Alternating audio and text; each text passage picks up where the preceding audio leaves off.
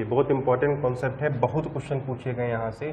Council of ministers, Bharat की मंत्रिपरिषद। देखिए भारत की मंत्रिपरिषद में कितने लोग शामिल हैं उसको देखिएगा, साथ साथ बनाइएगा। छोटा सा चार्ट है, कैबिनेट मिनिस्टर्स,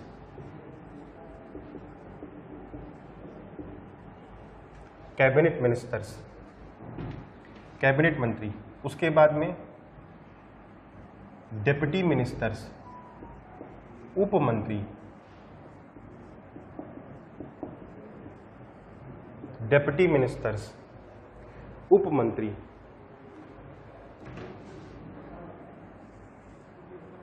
उसके बाद में स्टेट मिनिस्टर्स,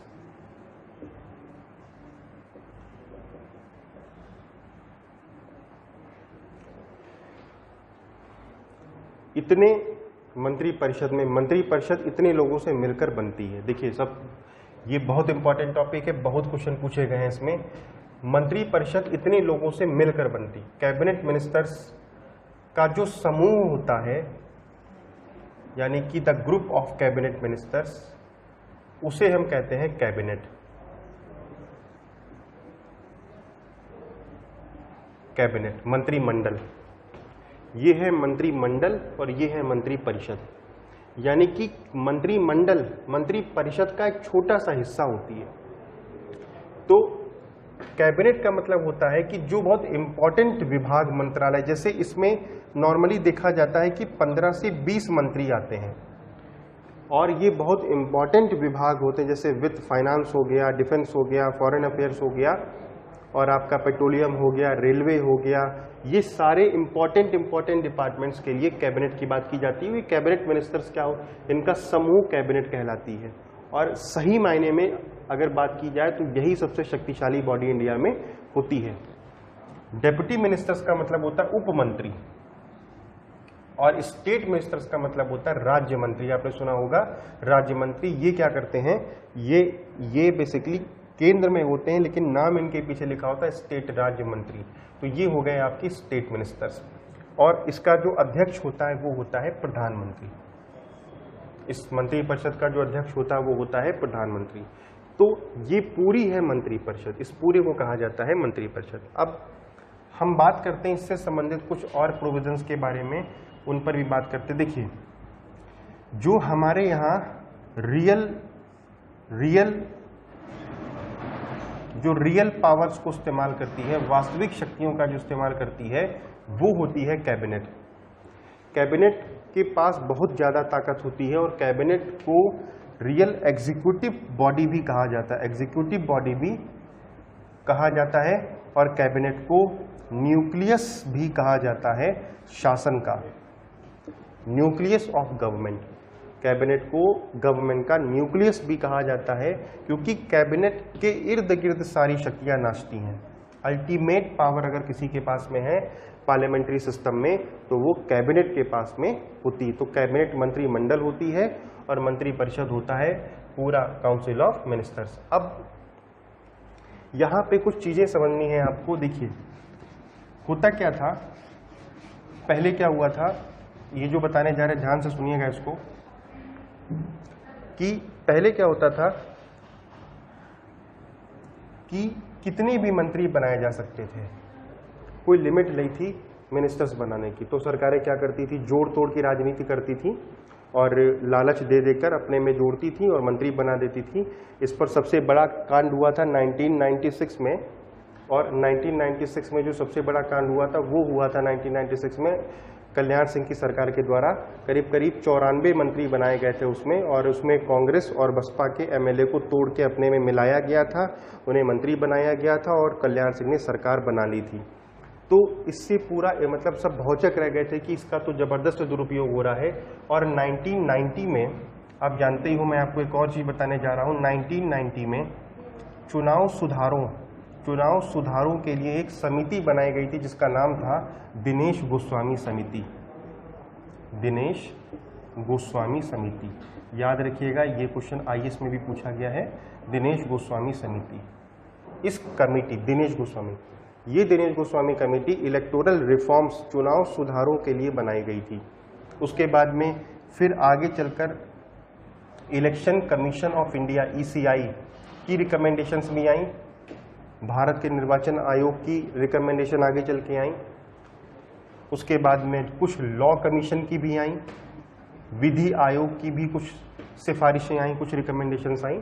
तो इन सबको ध्यान में रखते हुए आगे चल के क्या किया गया, फाइनली ये डिसीजन लिया गया और एक संशोधन किया गया था कॉन्स्टिट्यूशन में, एक संशोधन किया गया था कॉन्स्टिट्यूशन में।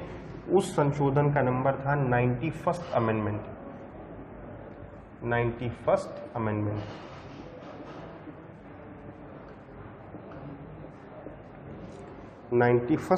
किया गया था और ये 91st अमेंडमेंट इलेक्टोरल रिफॉर्म्स के नाम से जाना जाता है।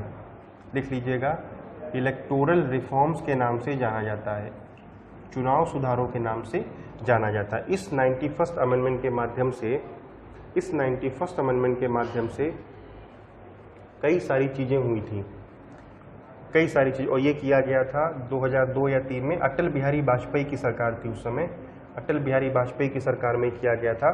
इस 91st अमेंडमेंट में कुछ और चीज़ें भी की गई थी, मगर हम यहाँ पर आज वो चीज़ें डिस्कस करेंगे जो हमारे आज के टॉपिक से रिलेटेड हैं।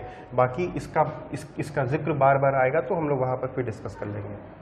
तो 91st अमेंडमेंट को कहा जाता है इलेक्टोरल रिफॉर्म, चुनाव सुधारों। इस 91st अमेंडमेंट में जो सबसे इम्पॉर्टेंट चीज़ थी, जो सबसे, जिसने एक तरीके से देखा जाए तो भारत में राज्य व्यवस्था को कहीं ना कहीं बदलने की कोशिश की, वो ये थी कि अब जो मंत्री परिषद के अंदर मंत्रियों की संख्या होगी, जो मंत्री परिषद का साइज होगा, वो 15% से ज़्यादा नहीं हो सकता।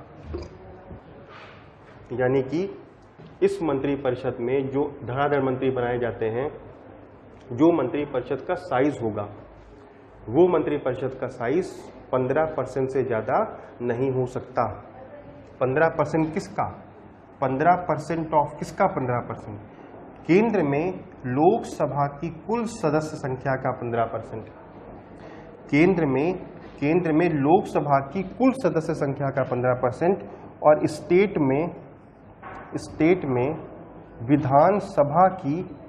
में विधानसभा की कुल सदस्य संख्या का 15%। विधानसभा में जो मंत्री परिषद की संख्या, जो स्टेट में जो मंत्री परिषद की संख्या होगी, वो विधानसभा का कुल सदस्य संख्या का 15% से ज़्यादा नहीं होगी। यानी 15% की सीलिंग या 15% की लिमिट लगा दी गई, इससे ज़्यादा मंत्री होंगे ही नहीं।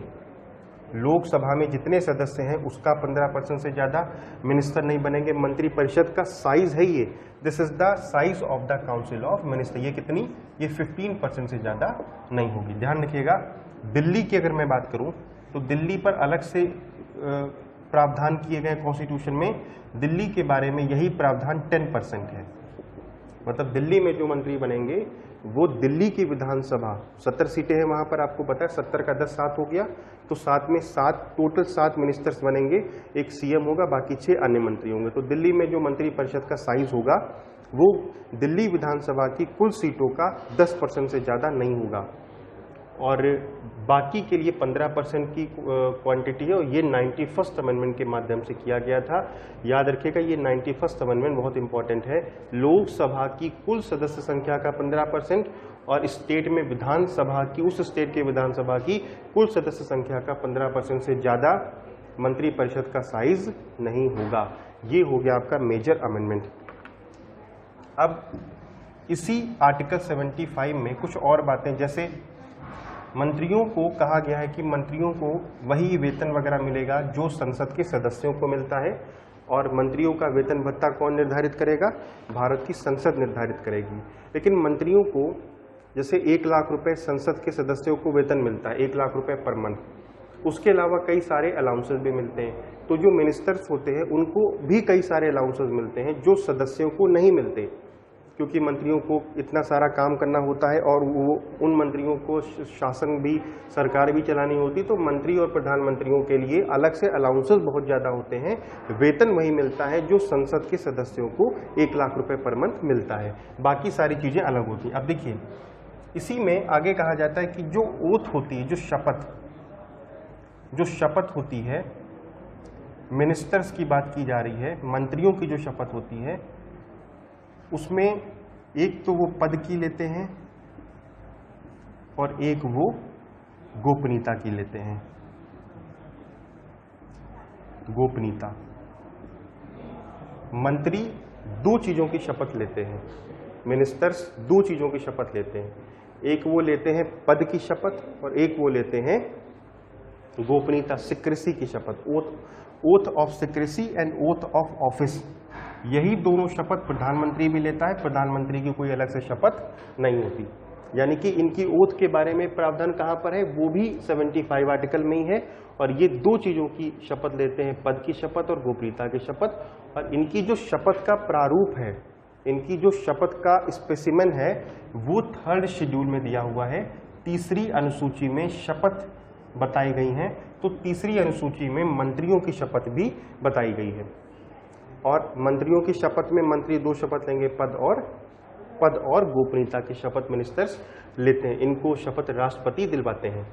उसके बाद में अब जो इसमें और जो छोटी छोटी बातें हैं, जैसे कैबिनेट मैंने आपको बता ही दिया, तो उसमें मैं आपको एक रूल बताता हूँ। कैबिनेट के बारे में ही बात करने जा रहे हैं। कैबिनेट देखिएगा, आप जानते ही हो कि मंत्री परिषद, मंत्रियों का सामूहिक उत्तरदायित्व होता है। मंत्रियों का, ध्यान से सुनिएगा, मंत्रियों का सामूहिक उत्तरदायित्व होता है, मंत्रियों की कलेक्टिव रिस्पॉन्सिबिलिटी होती है।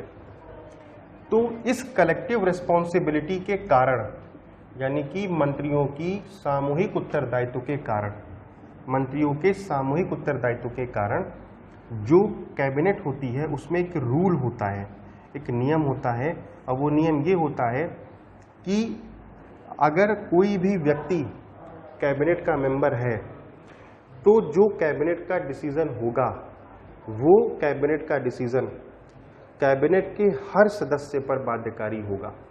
यानी कि the decision of the cabinet shall be binding on the members of the cabinet. Cabinet का जो डिसीजन होगा उसे हर व्यक्ति को मानना पड़ेगा, जो कैबिनेट का सदस्य है। और अंदर और बाहर, बाहर का मतलब मीडिया में, अंदर और बाहर दोनों जगह पर कैबिनेट के उस डिसीजन का सपोर्ट करना पड़ेगा।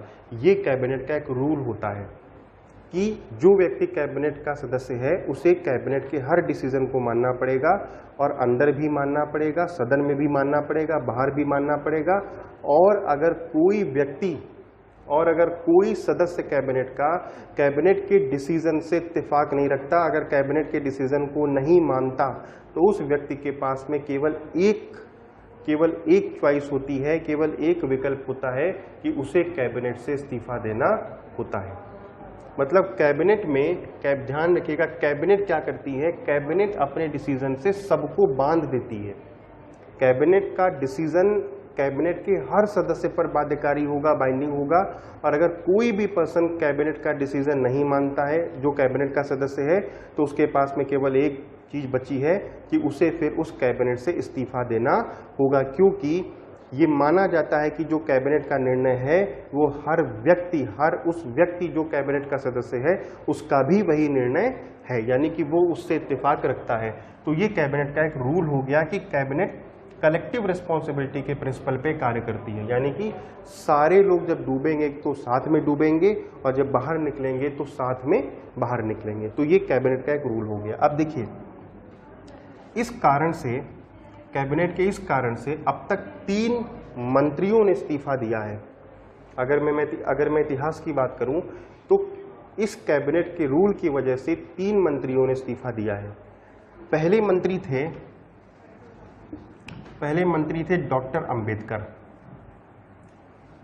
54 के आसपास की बात है। इन्होंने इस्तीफा दिया था कैबिनेट से, ये लॉ मिनिस्टर थे। इन्होंने इस्तीफा दिया था कैबिनेट से हिंदू कोड बिल को लेकर, हिंदू कोड बिल को लेकर इन्होंने इस्तीफा दिया था कि कैबिनेट का जो डिसीजन होता है वो सारे मंत्रियों पर, सारे कैबिनेट मिनिस्टर्स पर बाध्यकारी होता है। मैं ये बात बार बार बोला हूँ, और इसके लिए ये कलेक्टिव रिस्पॉन्सिबिलिटी का प्रिंसिपल है, इसकी वजह से ऐसा हो रहा है। तो अगर आपका मतभेद है अगर आपका कैबिनेट से मतभेद है तो आपके पास में केवल एक तरीका है, वो ये है कि आप कैबिनेट से इस्तीफा दे दीजिए। तो पहले मंत्री थे डॉक्टर अंबेडकर जिन्होंने हिंदू कोड बिल पर इस्तीफा दिया था। दूसरे मिनिस्टर थे सीडी देशमुख जिन्होंने भी इस्तीफा दिया था इसी वजह से, कैबिनेट के रूल की वजह से। उन्होंने किस विषय, क्या मामला था? मामला था राज्यों के पुनर्गठन को लेकर, राज्यों के पुनर्गठन को लेकर, यानी कि रीऑर्गेनाइजेशन को लेकर। आप पढ़ेंगे आगे चलकर 1956 में फजल अली आयोग वगैरह राज्य पुनर्गठन हुए थे, सारे स्टेट बनाए गए थे। तो सीडी देशमुख ने इस्तीफा दिया था, राज्यों के पुनर्गठन को लेकर कुछ विवाद था। और तीसरे नंबर पे जिस व्यक्ति ने इस्तीफा दिया था 1986 की बात है, वो थे आरिफ मोहम्मद।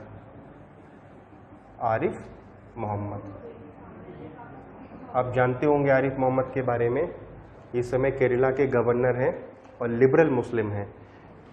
आरिफ मोहम्मद ये राजीव गांधी के बहुत अच्छे मित्र भी थे और इन्होंने इस्तीफा दिया था मुस्लिम वुमेन, जो बड़ा विवादित कानून बना था शायरा बानो केस को पलटने के लिए, Muslim women protection of rights on divorce act, उस कानून का नाम था मुस्लिम महिला तलाक संरक्षण अधिनियम, मुस्लिम महिला तलाक संरक्षण अधिनियम 1986।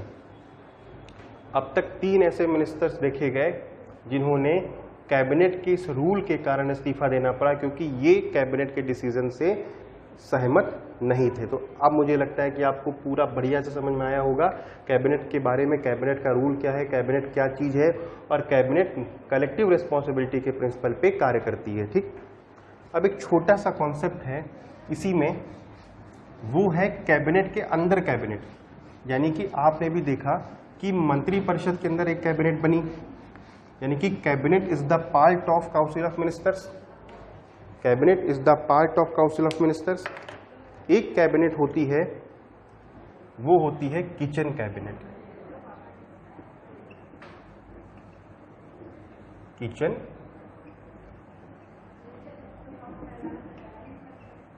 किचन कैबिनेट ये कैबिनेट के अंदर छोटी सी कैबिनेट है, किचन कैबिनेट। इसमें केवल 3 से 5 मिनिस्टर्स शामिल होते हैं। इसमें केवल 3 से 5 मंत्री शामिल होते हैं। और इस कैबिनेट में, ये कैबिनेट भारत के लिए कोई यूनिक नहीं है, नई नहीं है, ये अमेरिका ब्रिटेन में भी काम करती है, बहुत पहले से कर रही है। इस किचन कैबिनेट में क्या होता है कि प्रधानमंत्री के बहुत खास लोग होते हैं। ध्यान रखिएगा, केवल मिनिस्टर ही नहीं, प्रधानमंत्री का कोई दोस्त भी हो सकता है, रिलेटिव भी हो सकता है। मतलब जो व्यक्ति किसी भी सदन का सदस्य नहीं है, ना लोकसभा ना राज्यसभा, जो व्यक्ति मंत्री भी नहीं है, केवल और केवल प्रधानमंत्री का मित्र है, वो कुछ भी नहीं है, फिर भी वो उस किचन कैबिनेट में शामिल हो सकता है। और ये जो किचन कैबिनेट होती है, इसमें इसलिए ये इंपॉर्टेंट मानी जाती है क्योंकि देखिए इसके फायदे क्या क्या हो सकते हैं। पहली बात तो ध्यान रखिएगा कि किचन कैबिनेट में ये जरूरी नहीं है कि वो सारे मंत्री ही हों, वो मंत्री भी हो सकते हैं, फ्रेंड भी हो सकते हैं, रिलेटिव भी हो सकते हैं, कोई भी हो सकते हैं। इसका फ़ायदा ये होता है कि डिसीज़न जल्दी लिए जा सकते हैं। इसका फ़ायदा होता है कि डिसीज़न जल्दी लिए जा सकते हैं, ज़्यादा लोगों से राय मशवरा करने की ज़रूरत भी नहीं होती। दूसरी बात, सिक्रेसी मेंटेन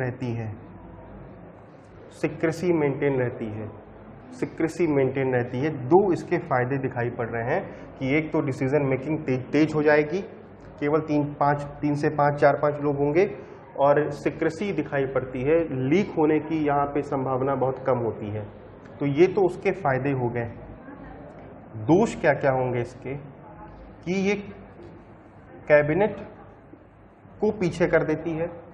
दोष क्या होगा? कैबिनेट को पीछे कर देती है, और ये नॉन कॉन्स्टिट्यूशनल बॉडी है, गैर संवैधानिक निकाय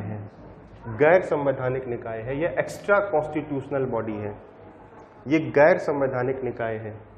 तो ये कैबिनेट को पीछे कर देती है, गैर संवैधानिक निकाय है और ये कहीं ना कहीं जो हमारा डेमोक्रेसी का कॉन्सेप्ट है उसको भी ये कहीं ना कहीं पीछे करती है, क्योंकि इसमें अगर वो लोग भी शामिल हो गए जो जनता के प्रतिनिधि नहीं है तो ये माना जाएगा कि वो वहाँ पर लोकतंत्र, उस जगह पर लोकतंत्र नहीं दिखाई पड़ रहा है। तो ये कुछ इसके फायदे कुछ नुकसान है किचन कैबिनेट के बारे में। मेन चीज़ बस आपको ये याद रखनी है कि ये इसका कहीं भी संविधान में जिक्र नहीं है, ये गैर संवैधानिक निकाय है, एक्स्ट्रा कॉन्स्टिट्यूशनल बॉडी है, ये संवैधानिक निकाय नहीं है। और इसमें 3 से 5 लोग होते हैं, मिनिस्टर भी हो सकते हैं, मित्र भी हो सकते हैं, रिलेटिव भी हो सकते हैं, इसके अंदर कोई भी वो लोग शामिल हो सकते हैं। ये किचन कैबिनेट है। इसमें ये कहा जाता है कि किचन कैबिनेट में डिसीजंस लिए जाते हैं, डिसीजंस कुक किए जाते हैं। क्या बोलोगे इसके अंदर कि डिसीजंस कुक किए जाते हैं, डिसीजंस कुक किए जाते हैं और कैबिनेट के सामने परोस दिए जाते हैं और कैबिनेट के सामने सर्व किए जाते हैं। ये इसका कॉन्सेप्ट है, तब भी कहा गया किचन कैबिनेट। किचन में खाना बनाया जाता है, परोसा नहीं जाता। किचन कैबिनेट का मतलब हो गया कि इन 3 से 5 मंत्रियों ने बैठकर किसी भी मुद्दे पर डिसीजन ले लिया और उस डिसीजन को कैबिनेट के सामने रख दिया। और कैबिनेट नॉर्मली क्या करती है, डिसीजन को तुरंत टिक कर देती है, क्योंकि प्रधानमंत्री इसके अंदर होता है तो कैबिनेट मिनिस्टर्स को तो मानना ही होता है, नहीं तो मंत्री पर छोड़ना पड़ेगा। तो किचन कैबिनेट का जो मेन कॉन्सेप्ट है वो ये है कि किचन में डिसीजंस कुक किए जाते हैं, किचन में डिसीजंस बनाए जाते हैं, लिए जाते हैं और कैबिनेट के सामने उसके अप्रूवल के लिए, कैबिनेट के अनुमोदन के लिए कैबिनेट के सामने परोस दिए जाते हैं, सर्व कर दिए जाते हैं। ये होता है किचन कैबिनेट का कॉन्सेप्ट। और ये इंडिया में यूनिक नहीं है, ये तो अमेरिका ब्रिटेन में भी है और हमारे यहाँ भी इसको देखा जा रहा है। तो ये है आपके किचन कैबिनेट के बारे में सारी चीज़ें, क्या फ़ायदे क्या नुकसान, और भी सारी चीज़ें इसमें हमने शामिल करी हैं।